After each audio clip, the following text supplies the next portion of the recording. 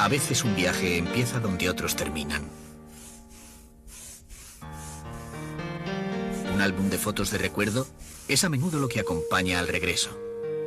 Sin embargo, en otras ocasiones, el camino empieza precisamente intentando dar vida a una colección de instantáneas.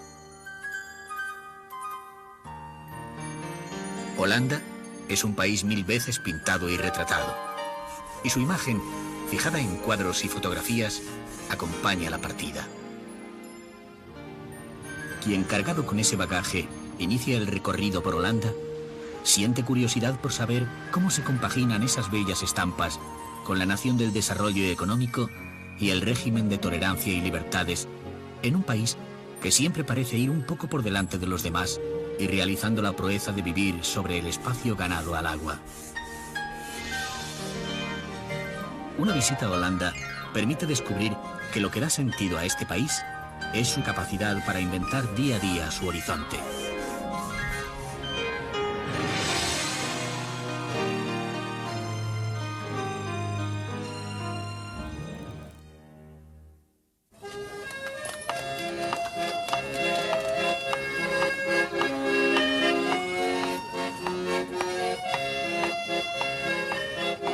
La provincia de Noord-Holland, en el noroeste del país, introduce al viajero sin preámbulo en escenarios de la Holanda tradicional.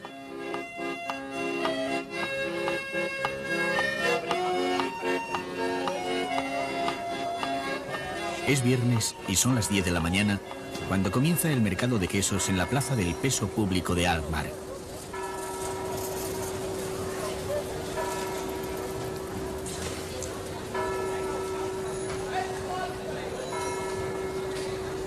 Con la cala y cata de las partidas por parte de los compradores para decidir cuál comprarán y ajustar los precios, empieza la actividad del mercado, que más parece un espectáculo al aire libre.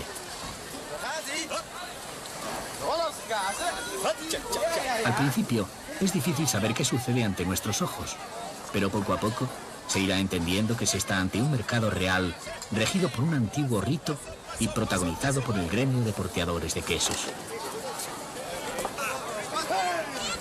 El gremio de porteadores lo componen 4 compañías que se distinguen por el color de su sombrero. Cada compañía tiene su capataz.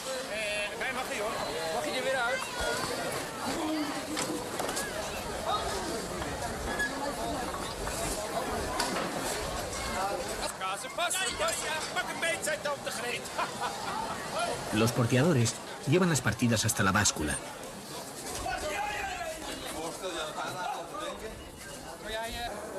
Allí el encargado de poner las pesas en la balanza es el tasman, que se reconoce porque lleva un bolso en la cintura.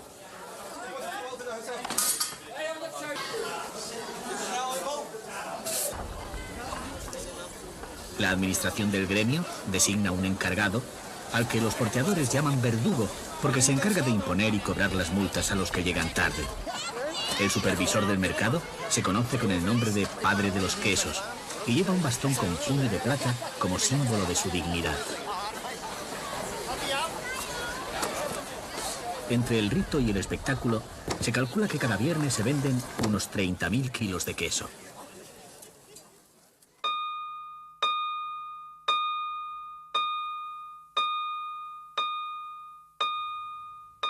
Al salir de Alkmaar, comienza el recorrido por la provincia de Noord-Holland, que se extiende entre el Mar del Norte y el lago IJsselmeer.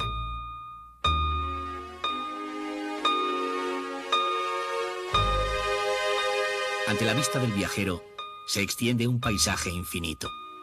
Solo una hilera de álamos que señala un dique dibuja el horizonte de lo que parece la línea del cielo más horizontal del mundo.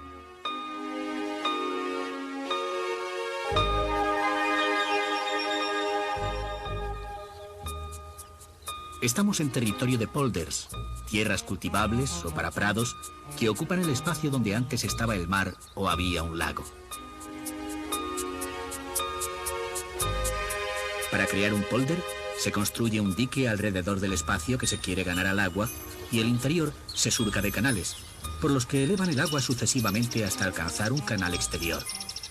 La diferencia de este paisaje con respecto a cualquier otro es que este puede planificarse, es de ingeniería.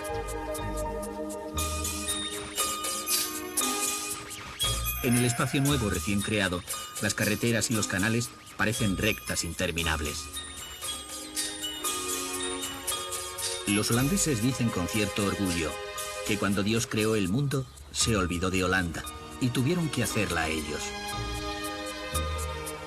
El gran impulso de creación de tierra comenzó en el siglo XVII. Un tercio del territorio holandés actual estuvo en otro tiempo bajo dominio del agua.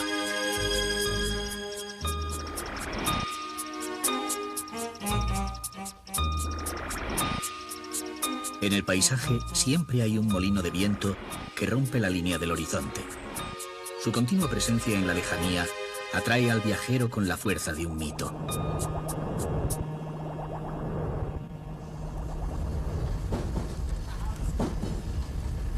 La frecuencia con que sopla el viento y la falta de obstáculos que lo detengan han hecho que en Holanda haya molinos para todo.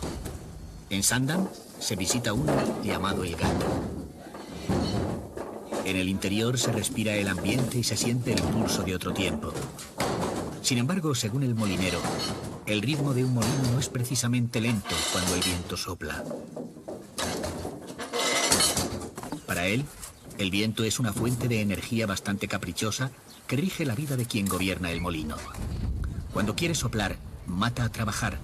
Y cuando no quiere hacerlo, el molinero no tiene otro remedio que cruzarse de brazos. El Gato es el último molino de colores que queda en el mundo. En el siglo XVII los usaban los teñidores de telas y los pintores. Ahora los usan sobre todo los restauradores de cuadros. De windmolen De Kat in Zaandam is gebouwd in 1782 en is de laatst werkende windverfmolen ter wereld. El molinero dice que muele diferentes minerales hasta convertirlos en pigmentos colorantes con los que pintar, y también maderas, raíces y plantas que se utilizan para teñir telas. Dat is eigenlijk het tekort wat deze molen produceert. Daar is hij nog dagelijks voor het werk. Algunos nombres de colores resultan curiosos, como el púrpura calavera, el rosa cerdito y el amarillo de la India.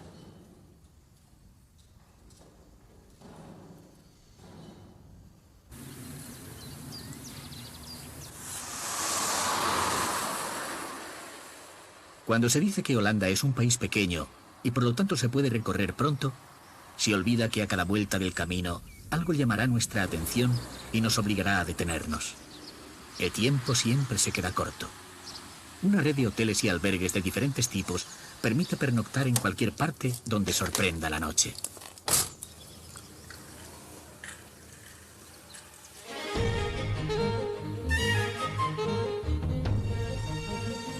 El nuevo día nos lleva a las orillas del lago IJsselmeer, que hasta la construcción del Gran Dique del Norte era también un mar, el antiguo Mar del Sur. Marken era una isla que ahora está unida a la tierra por una carretera. El pueblo es pequeño y su modelo de vida es tradicional. Sin embargo, los jóvenes no quieren dejarlo.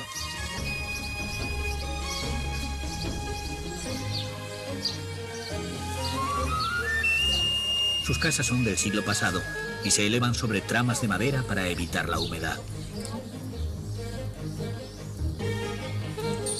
Al convertirse el mar en lago, Marken, que era un pueblo de pescadores, tuvo que cambiar también de vida. Su flota pesquera y de transporte se ha incorporado a agencias que organizan travesías para quienes visitan la zona.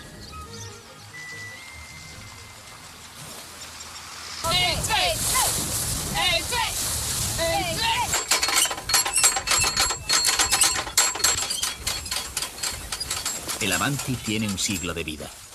Era un barco de carga que al principio iba a vela. Después le incorporaron un motor de vapor y más tarde uno de gasoil. Su capitán, Jean Plomb, que es su cuarto propietario, lo ha devuelto a su vieja condición de barco de vela y lo usa para hacer excursiones. Cuando el Avanti se adentra en el lago, el viento sopla con fuerza y la embarcación desarrolla la misma velocidad que si estuviera en mar abierto. En el silencio, apenas rasgado por las olas y el silbido del viento, el IJsselmeer deja sentir todo el peso de su historia.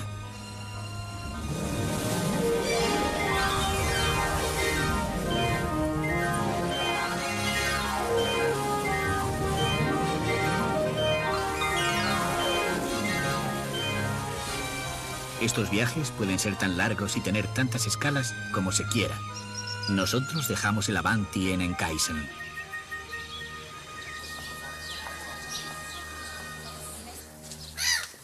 En Enkhuizen se visita un museo al aire libre donde se puede ver cómo era la vida de estos pueblos cuando el lago era mar. La reconstrucción es fiel. Las casas son de verdad, trasladadas desde aldeas de la zona, y los personajes que faenan en ellas lo hacen como lo hicieron en estos mismos ámbitos hace 100 años.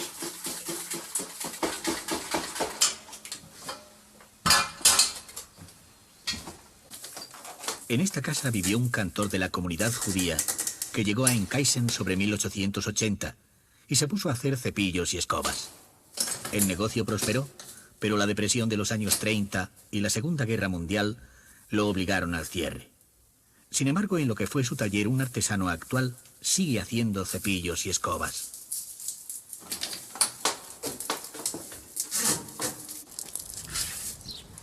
El museo es como un libro cuyo texto se materializara y sus personajes se reencarnaran ante el lector para hacerle de cicerones. Este pescador que cose redes habla del accidente que sufrió su personaje hace muchos años, como si él mismo lo hubiera sufrido.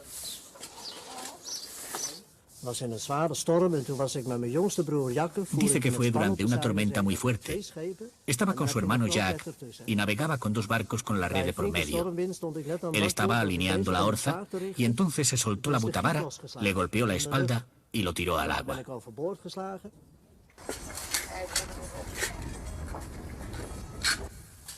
Entrar en el museo de Enkhuizen es como navegar a través del tiempo, encontrarse con un mundo desaparecido y sentir su ritmo.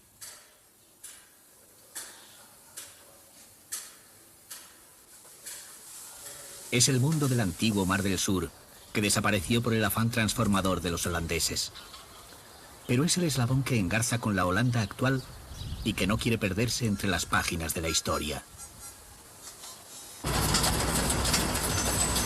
Este viaje a la nostalgia puede completarse tomando el tren de vapor que hace el trayecto Hoorn-Medemblik desde 1914. Al contemplar la marcha del convoy, casi centenario, es fácil que el visitante extranjero se plantee que su viaje está descubriendo una Holanda insospechada. Este país se comporta con el tiempo lo mismo que con el mar. Afirma lo conquistado. No quiere que lo que gana por un sitio se pierda por otro lado. Al llegar al norte de la provincia, la carretera parece perderse entre 2 mares. Es el gran dique Afsluitdijk, de 30 kilómetros, que marca la nueva frontera del norte de Holanda.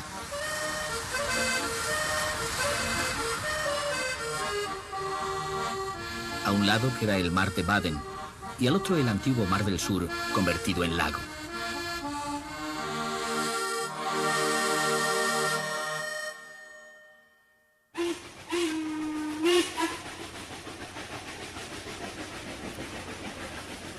Una buena manera de recorrer Holanda es hacerlo en tren, con el que se puede llegar a todos los sitios.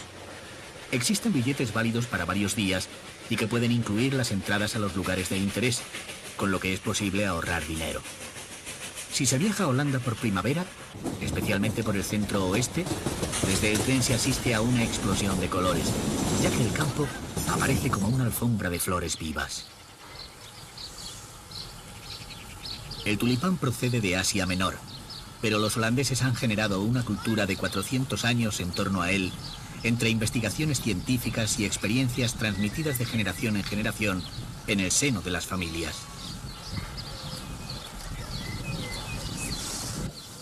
Contra todo lo que pueda pensarse, las flores que se ven en los campos no suelen venderse.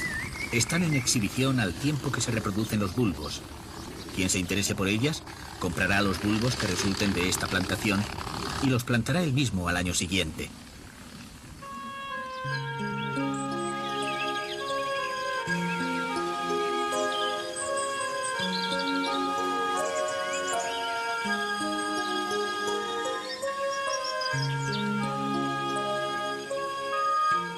El parque Keukenhof, situado cerca de Haarlem, abre sus puertas coincidiendo con la época de floración.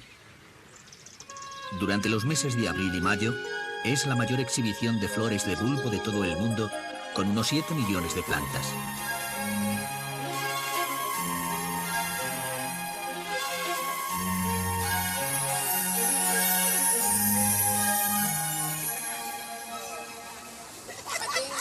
En Holanda hay registradas 5.000 variedades de tulipanes, según formas y colores. Pero los tulipanistas siguen investigando para conseguir nuevas con las que estimular el mercado.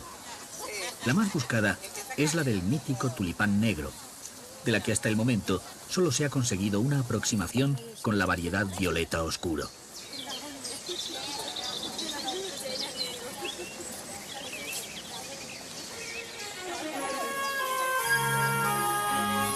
Junto a las variedades más selectas de tulipanes, en el parque se exhiben otras plantas, especialmente narcisos y jacintos.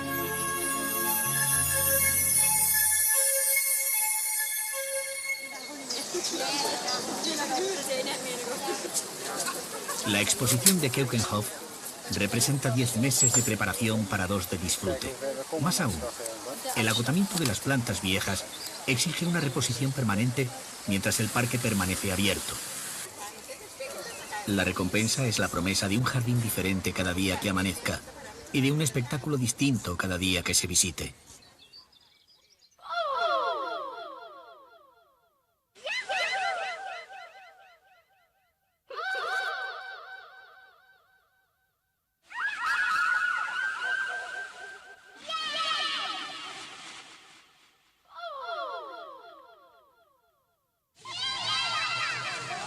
En Keukenhof, la vista queda atrapada por el color de las flores que juegan a combinarse incesantemente, buscando efectos y sensaciones.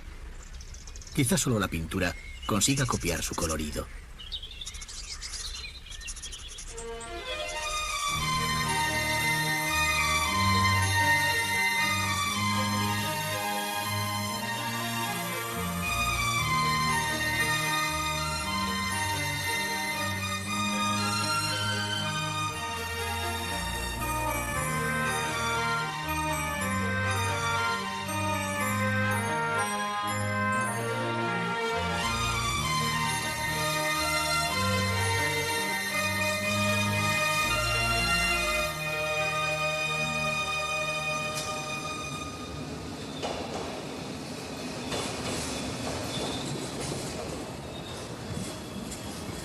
Desde Keukenhof, el tren traslada a Haarlem en unos minutos.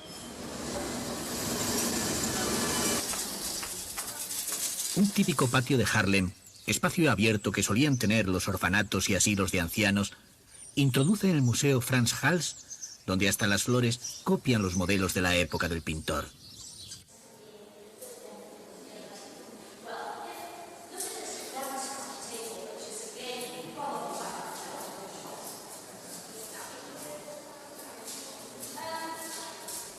En una de las salas del museo nos sorprende un hecho poco frecuente: la restauración de un cuadro antiguo a la vista del público.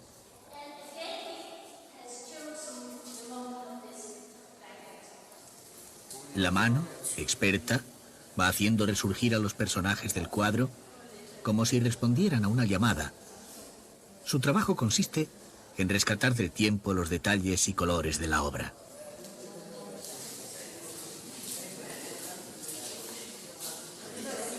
Frans Hals está considerado el más holandés de todos los pintores. Con este pintor se inicia el retrato social de un estado burgués que se había convertido en la primera potencia comercial de Europa y disfrutaba de una independencia y un bienestar no conocidos hasta entonces. Los temas que más abundan en su obra son los retratos de personajes influyentes, solos o en sus corporaciones, satisfechos de verse reflejados en la posición social que habían alcanzado, como si se miraran en un espejo.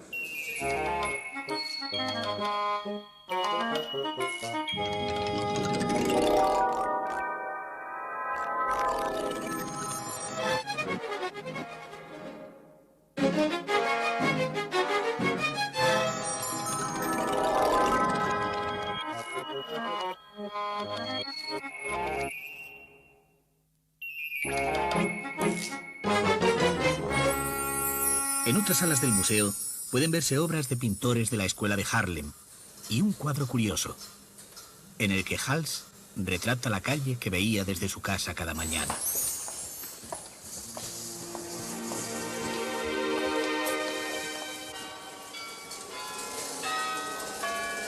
Haarlem fue la primera capital del condado de Holanda y durante algún tiempo rivalizó con Ámsterdam. Sus habitantes actuales tienen a orgullo conservar el recuerdo de aquella época en su casco histórico y ser la salvaguardia del neerlandés, que es la lengua oficial holandesa. En este país, asombrosamente dotado para los idiomas, todo el mundo está de acuerdo en que el neerlandés más puro es el que se habla en Haarlem.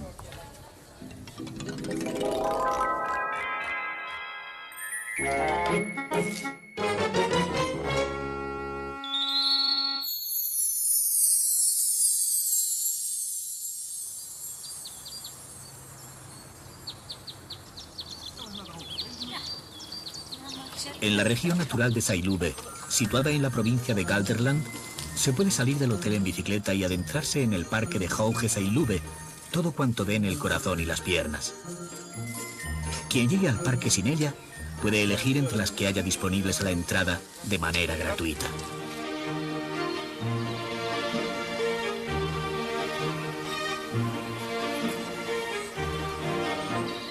El parque de Hoge Saarlouis es la reserva natural más grande de los Países Bajos. Dentro hay 40 kilómetros de pistas especiales para bicicletas en un medio bellísimo en el que las arboledas de robles y hayas se alternan con los prados. En el parque se encuentran todavía animales en libertad, como ciervos, corzos y jabalíes, aunque lo normal es que nada rompa el silencio más que el sonido del propio pedaleo.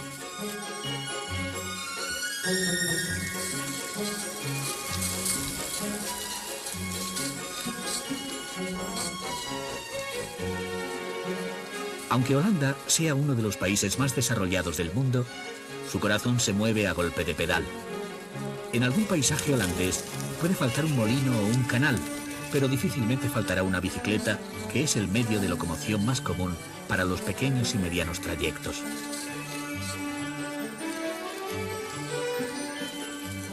El pabellón de casa de San Huberto es un buen sitio para reponer fuerzas.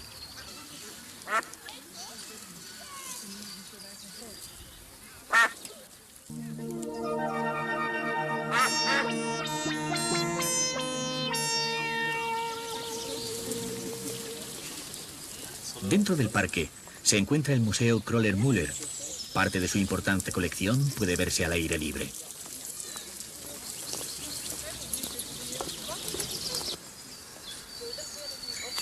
En un espacio de 10 hectáreas, casi un centenar de esculturas de artistas contemporáneos parecen salir al encuentro de quien realiza el recorrido.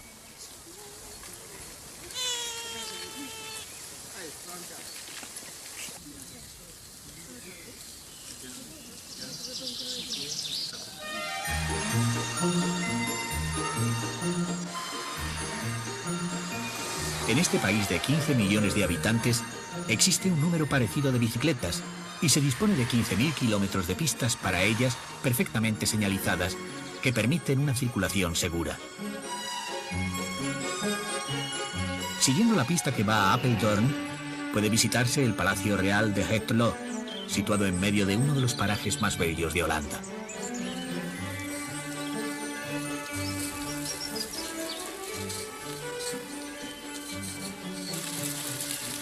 El palacio fue residencia de verano de la familia real holandesa hasta el año 75 y desde el año 84 se muestra como museo.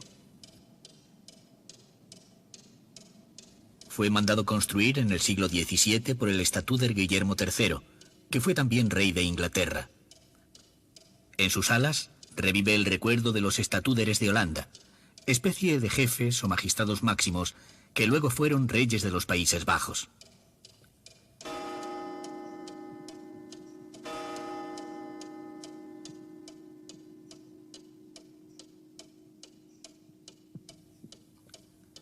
Este palacio es muy visitado por los propios holandeses, que se sienten muy familiarizados con sus reyes. Guillermina y Juliana, que precedieron en el trono a la actual reina, están en el corazón y en el recuerdo de todos los holandeses, como si fueran sus propias antepasadas.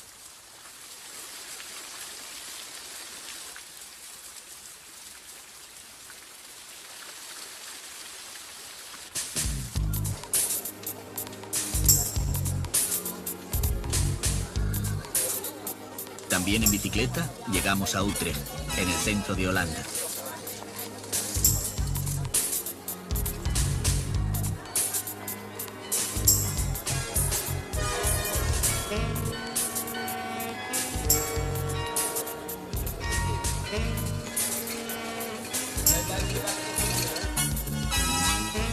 En cualquier ciudad puede apreciarse lo que las bicicletas representan para los holandeses. Son sus compañeras inseparables y una de las cosas que más echan de menos cuando se encuentran fuera de su país.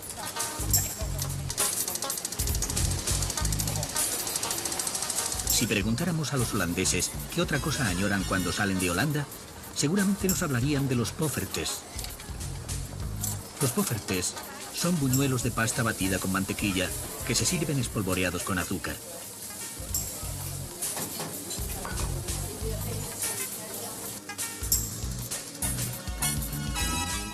También dirían que su pan, al que tienen costumbre de incorporar cosas tan distintas como tocino, queso, almendras o cebolla.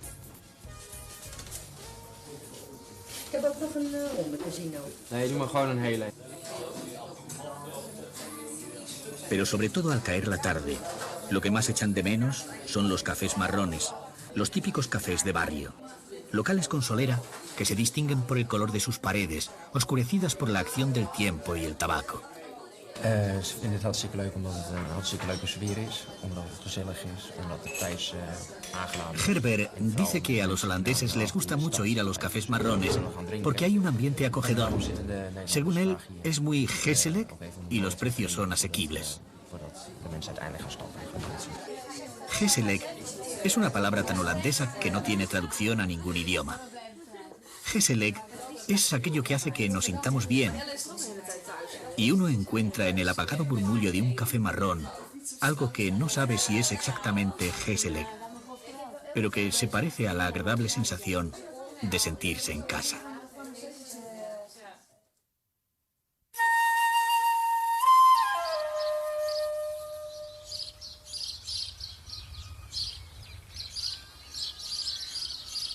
Kinderdijk y sus molinos de viento constituyen uno de los paisajes que más pueden impresionar al viajero que recorra Holanda. Están situados en una zona de tierra antigua, en la que la vida ha sido posible gracias al infatigable esfuerzo de los molinos, que en un paciente trabajo de siglos han estado evacuando el agua de la tierra, elevándola poco a poco hasta dejarla en los cauces de los ríos.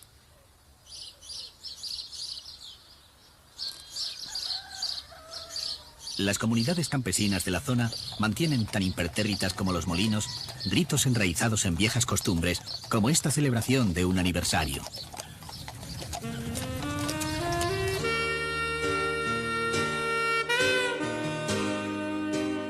Esta zona es quizás la más baja de todo el país. Su altitud ronda los 5 metros bajo el nivel del mar. Si no fuera por los diques, esta tierra quedaría bajo las aguas del mar o de los ríos.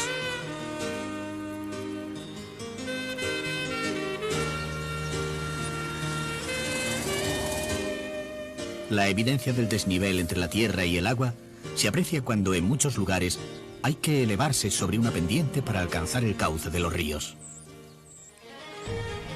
El río Leuk es uno de los brazos principales del Rin, que cuando llega a Holanda se ramifica varias veces y a menudo ha cambiado su curso debido a la falta de consistencia de la tierra. Su tráfico de barcos, que se remonta hasta la Edad Media, lleva desde el centro de Europa hasta la desembocadura en el Mar del Norte, cerca de Rotterdam. Siguiendo la corriente del río Leuk, vamos a recorrer Rotterdam, Delft y La Haya, para acabar en el sur, en la provincia de Zeeland.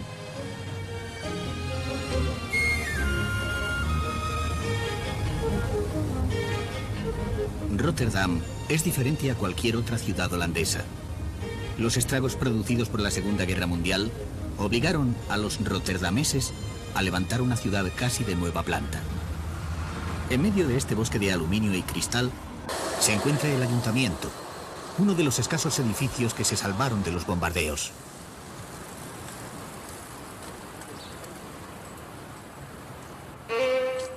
En la ciudad nueva hay algunos ejemplos de arquitectura experimental, como las casas de los cubos, que se han convertido en una de las imágenes de Rotterdam por su manera extravagante de buscar la luz.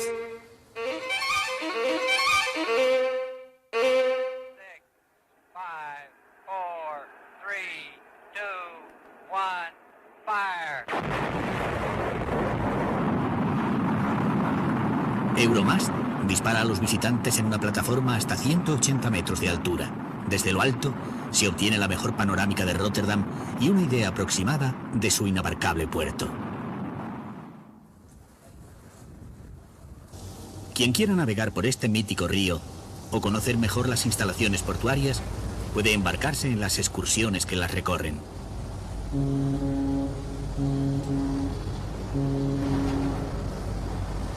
El puerto se asienta en otro de los brazos del Rin, que llega aquí unido al río Mosa. Los mojones numerados que aparecen en las orillas señalan los kilómetros que llevan recorridos los navegantes que hayan empezado su viaje donde el Rin comienza a ser navegable. Sus muelles, que alcanzan los 40 kilómetros, forman la terminal más grande del mundo, con una capacidad para 9 millones de contenedores, y la entrada de barcos se estima en más de 30.000 al año. Una cuarta parte de las mercancías que entran o salen de Europa lo hacen a través de barcos que atracan o zarpan de estas dársenas.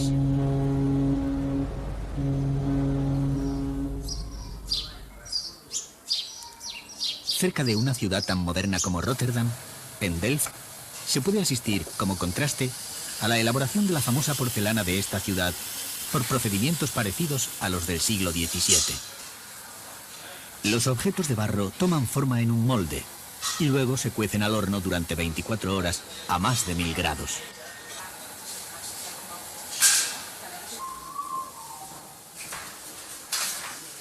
Lo más característico de la porcelana de Delft es su pintura. Copia modelos tradicionales en color azul.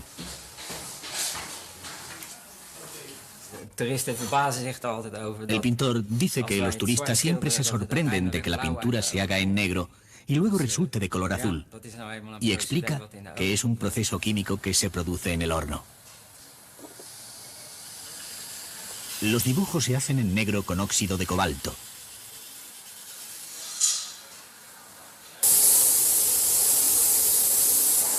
Después de un baño de laca, las piezas se cuecen de nuevo a más de 1000 grados. La laca se hace transparente y el dibujo reaparece ahora en color azul.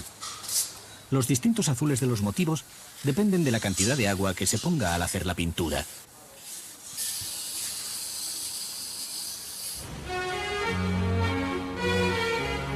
Ya cerca del mar, llegamos a La Haya, que es residencia oficial de la familia real y del gobierno de la nación.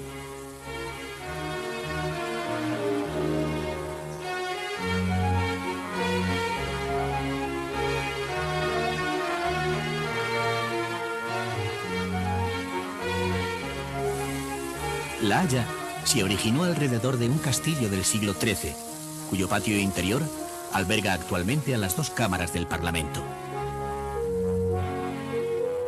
En Ámsterdam ironizan diciendo que en La Haya se gobierna, pero en Ámsterdam, que es la capital, se toman las decisiones. Sin embargo, La Haya tiene un aire distinguido y una sobriedad que quizás no tenga otra ciudad holandesa. En La Haya se encuentra el Palacio de la Paz, sede de la Corte Internacional de Justicia, tribunal de arbitraje creado por la ONU. Siguiendo el plan previsto, nos dirigimos hacia la provincia de Zeeland, la más suroccidental del país, donde desembocan varios brazos de los ríos Rin, Mosa y Escalda. La mayor parte de estas tierras fueron creadas en la Edad Media, pero su altura, por lo general por debajo del nivel del mar, el caudal de los ríos y las grandes mareas del Mar del Norte han hecho que a veces cedieran los diques y se produjeran inundaciones. Los habitantes de Zierikzee no olvidarán fácilmente el año 1953. Todo empezó la noche del 1 de febrero. Una marea alta levantó el Mar del Norte 3 metros por encima de su nivel normal, abriendo más de 100 brechas en los diques de la zona.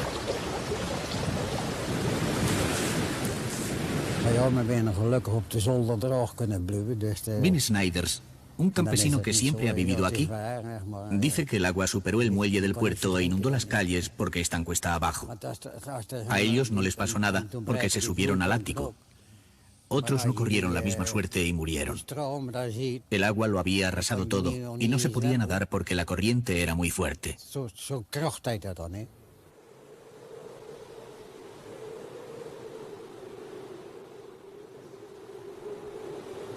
Los supervivientes de la tragedia tuvieron que enterrar 1.835 cadáveres, reparar 46.000 casas y sacar el agua de 200.000 hectáreas anegadas. Para evitar que se repitieran catástrofes similares, los holandeses decidieron eso que siempre se ha considerado una locura: ponerle puertas al mar. Idearon el Plan Delta. Un conjunto de diques fluviales con esclusas deberían controlar el caudal de los ríos y los brazos de mar. Finalmente, 3 grandes barreras en las desembocaduras de los ríos Rin, Mosa y Escalda deberían impedir que el mar entrara de nuevo cuando volvieran a darse condiciones adversas.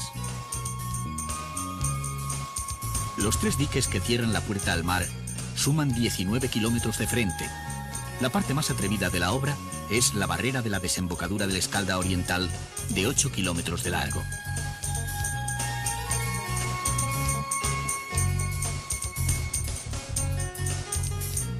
Parte de este dique es un puente de 3 kilómetros sostenido por 65 pilares, cuya altura varía entre 30 y 40 metros en función de la profundidad del suelo en cada punto. En los vanos entre los pilares hay 62 compuertas de acero que permanecen levantadas para que el agua del río vierta al mar en condiciones normales.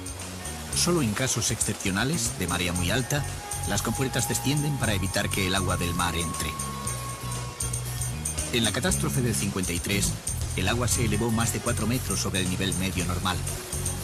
En caso de alerta, las compuertas del dique protegen la zona hasta una subida del mar próxima a los 6 metros, que se considera casi imposible.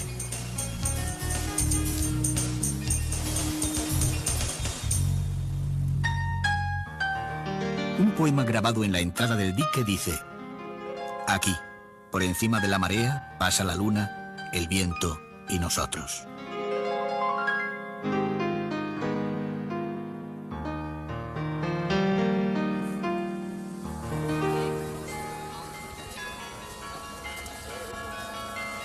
Gouda reproduce el modelo urbanístico de las ciudades holandesas, surcadas por canales y con una plaza en la que se celebran los mercados. Su centro lo ocupa el ayuntamiento. El carillón de la iglesia de San Juan Bautista se encarga de dar la hora, amenizando la señal horaria con un pequeño concierto.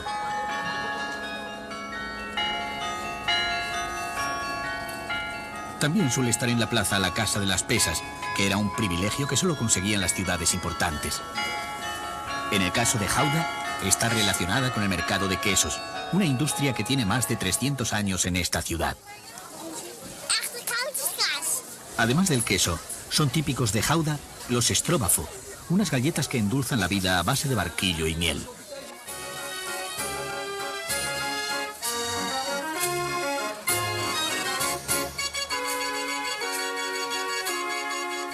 A medida que se va conociendo Holanda, va creciendo la impresión de que este país de la racionalidad es también un pueblo al que le encantan la representación y los cuentos.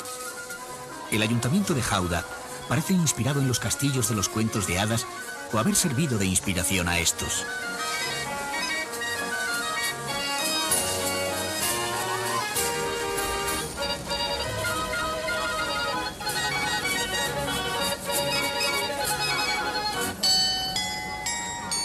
Cada media hora, el carillón de la fachada del ayuntamiento alimenta esa idea que ha ido surgiendo en la mente del viajero acerca del gusto de los holandeses por los cuentos.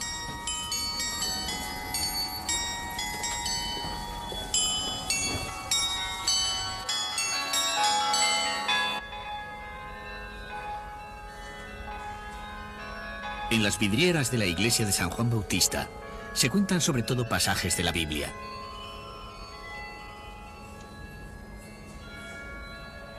El templo es el más largo de Holanda, debido a que está a 2 metros por debajo del nivel del mar y en suelo pantanoso, y no podía construirse muy alto. El sacristán dice que fue muy acertado dedicarlo a San Juan Bautista, buen conocedor de lo que es capaz de hacer el agua. Como si quisiera dar la razón al viajero, el sacristán opina que las vidrieras son el antecedente del cómic. Los cartones donde se dibujaban han dado origen a la palabra cartoon, y los diálogos ya aparecen en globos como en los tebeos.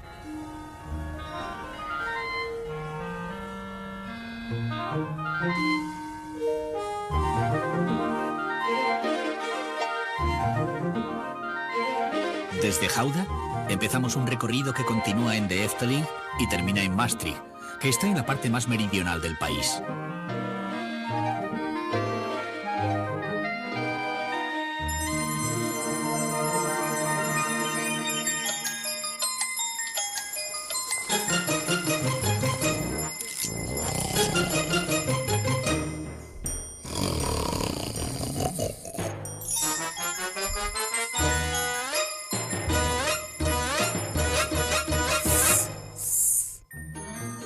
El parque de Efteling es otra historia.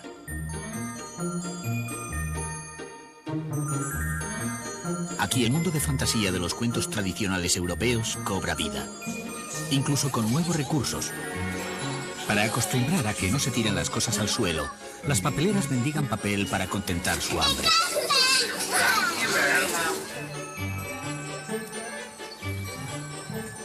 En la casa de los trolls, los duendes traviesos de los cuentos nórdicos responden a su manera a las llamadas. Niemand weet dat ik repelsmand weet, dat ik repelsdeeltje heet.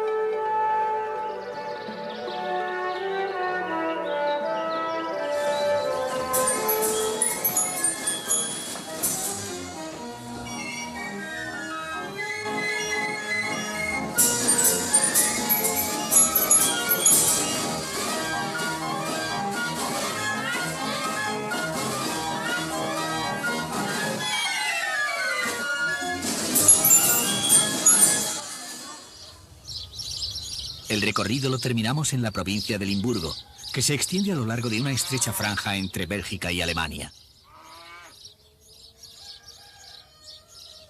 La novedad de Limburgo son las colinas. Aunque el punto más alto apenas sobrepasa los 300 metros, para los holandeses del resto del país es algo tan insólito que tienen la sensación de estar en el extranjero.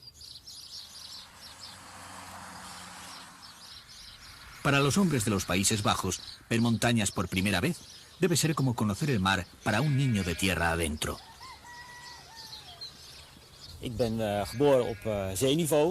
Eric, que ha nacido y crecido a 3 metros bajo el nivel del mar, vivió esta experiencia a los 12 años en un viaje a los Alpes. Dice que fue algo increíble. Él no podía imaginar montañas tan grandes, donde no hay ni granjas, ni animales, ni gente, sino solamente rocas y nieve.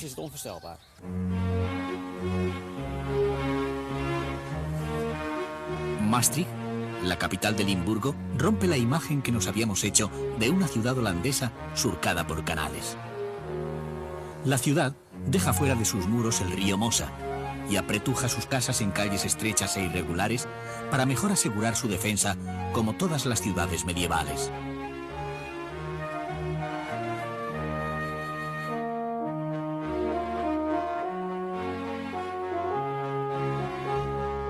Como si estuviera interesada en marcar diferencias con respecto al resto del país, Maastricht es también la única ciudad holandesa en la que la población católica es más numerosa que la protestante. La basílica principal está dedicada a San Servando, obispo holandés que introdujo el cristianismo en Holanda en el siglo IV. Aunque en altitud, religión o relación con el mar, cada zona del país sea diferente a las demás, sin embargo, hay cosas que comparten todos los holandeses. Algunas tan importantes como el gusto por un cucurucho con patatas fritas untadas en mayonesa.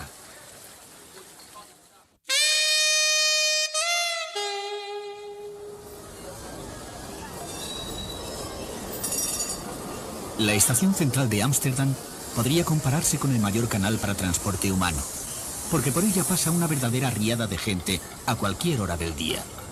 Los problemas de aparcamiento de la ciudad persuaden a tomar el tren a quienes tienen que venir a la capital de Holanda, convirtiendo a la estación central en uno de sus puntos neurálgicos y el lugar de partida de cualquier visita a la ciudad.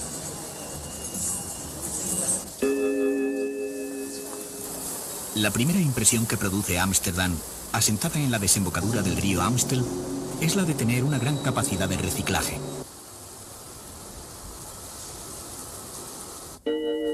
Los innumerables canales que la surcan no parece que constituyan un obstáculo para el desenvolvimiento de sus 700.000 habitantes.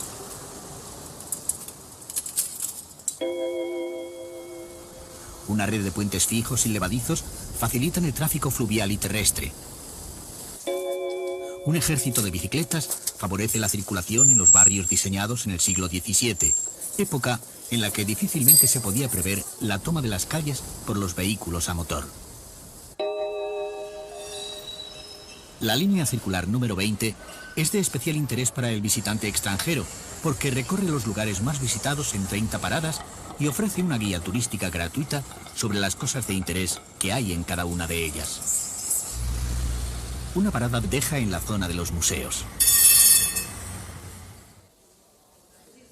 En ella puede visitarse el Museo Van Gogh, que concentra la cuarta parte de la obra de este autor holandés, que murió sin enterarse que había sido un genio de la pintura. Se consideraba un artista, pero le atormentaba la certeza de no saber expresarse como los grandes pintores. Tras su paso por París, descubrió en Arles, al sur de Francia, el valor de los colores y empezó a utilizarlos arbitrariamente para expresarse con más fuerza. Llegó a preferir pintar por la noche para que los colores reales no le mediatizaran. Nunca pareció importarle el hecho de no vender un solo cuadro en vida. La pintura era para él un compromiso consigo mismo. Cuando se quitó la vida, se le encontró una carta inacabada en el bolsillo en la que reconocía que el empeño en su trabajo le había hecho perder la razón.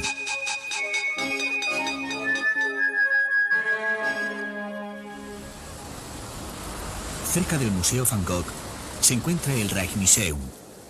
Las salas que acaparan más atención son las que muestran la pintura holandesa del siglo XVII. Nada más entrar en la sala principal, nos encontramos con Ronda de Noche, obra pintada por Rembrandt en gran formato.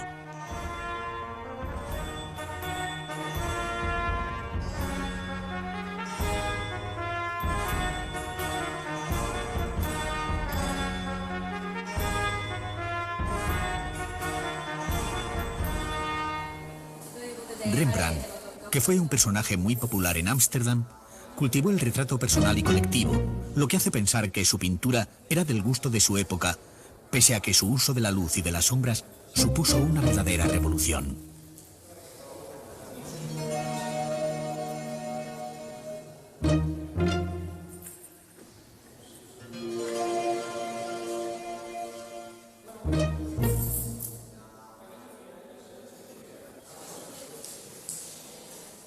En el museo pueden verse también obras de Vermeer.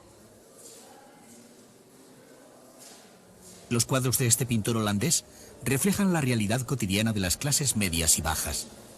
La tibieza de sus ambientes interiores, en los que la luz aparece como filtrada, crea un ambiente contenido e intimista.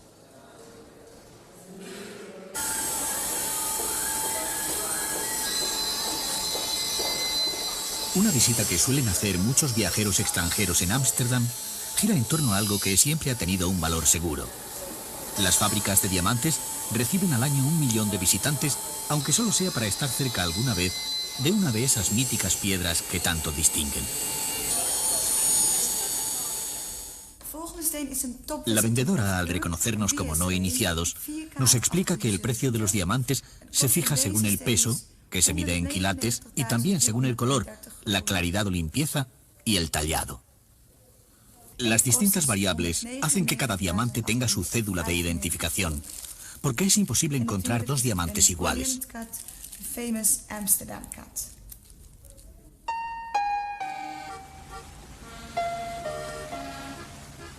Al atardecer, la mejor manera de llegar a los rincones más íntimos de esta ciudad es recorrer sus canales, que no son solo lugares de tránsito, sino donde tienen su casa muchos amsterdameses. En los canales de Ámsterdam hay más de 2.500 casas flotantes. Son antiguos barcos que han sido convertidos en viviendas estables.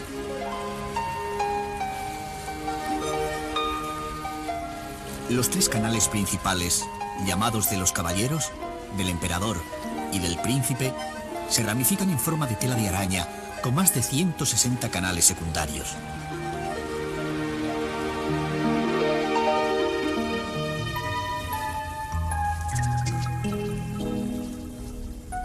Cuando se echa la noche, los canales se convierten en un laberinto hecho de espejos de azogue en los que los puentes se multiplican por efecto de las luces. En la quietud cada vez mayor de la ciudad, adquiere presencia el rumor cansado de las embarcaciones y el chapoteo del agua insomne. Y el viajero acaba de reconocer en Ámsterdam a una de las ciudades más bellas de Europa. A estas horas, la ciudad está cambiando cada noche 600.000 metros cúbicos del agua de sus canales.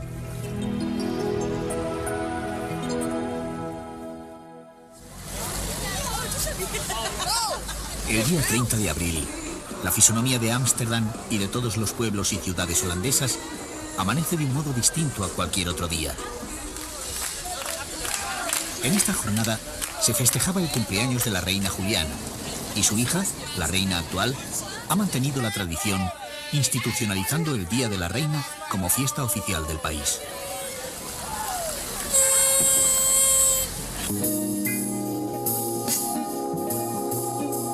El color naranja, que va engalanando las calles, es el distintivo de la Casa de Orange.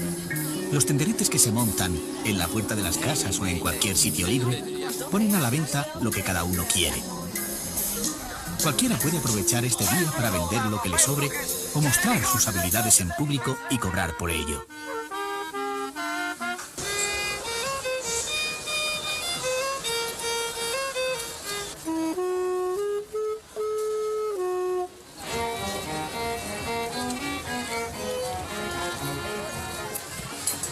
El visitante extranjero puede aprovechar la ocasión para sacar conclusiones del carácter de este pueblo. Los holandeses se rigen en la vida por el mismo principio que aplican con el mar, el principio de dar y tomar. Son cosmopolitas y adaptables, y su informalidad aparente es compatible con el rigor. Su sentido de la tolerancia exige a cambio responsabilidad. El mar les ha descubierto el valor de las cosas y la necesidad de ser fríos, tesoneros y sistemáticos para mantenerlas. Al despedirnos de Holanda, nos llevamos la impresión de que este pueblo, acostumbrado a luchar contra el mar, ha desarrollado en esa lucha los principales rasgos de su personalidad.